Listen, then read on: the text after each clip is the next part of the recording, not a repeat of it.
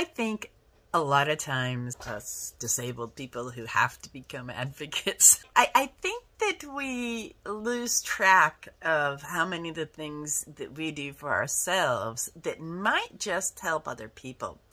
I was asked today about some of those things that I do to advocate for myself, and I wanted to pass them on to you because it's something that seems so simple to me, but can help you.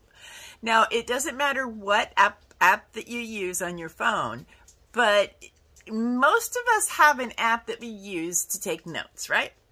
Anyway, I can access it anywhere that I am.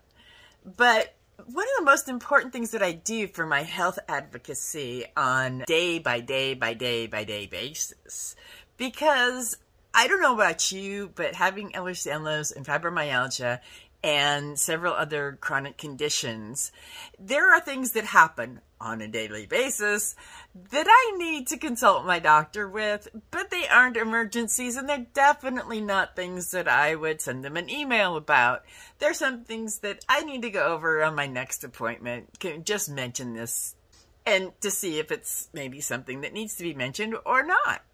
Sometimes it can actually add perspective to a doctor's intake of what you're going through if you do have some things that would add to the situation, if it will.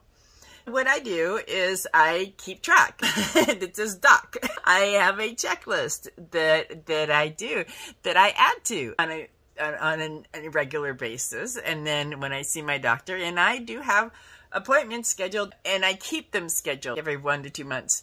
It's much easier to cancel an appointment. Make sure you give them 24 hours notice, because you don't want to be messing with that, or 48 hours notice, depending on your doctor's office. Make sure you keep your doctor appointments, because that can really mess things up. But it sometimes can get very difficult to get into a doctor in a week's time and in 2 weeks' time, because they're busy. And if you have chronic conditions that need to be monitored, it is a good idea to make sure that you have those appointments so that you can monitor those conditions. Because chronic conditions can become acute rapidly when they're not monitored. Keep track of what you want to talk to your doctor about. In fact, I even have another one that says cardiologist. So not only do I need to talk to my doctor about stuff, I need to talk to my cardiologist about stuff. You can have different notes for each specialist that you see, but it's one way of keeping track. And I hope that something like that works for you. Tell me in the comments what does work for you. How can I help? Let me know. Drop it in the comments.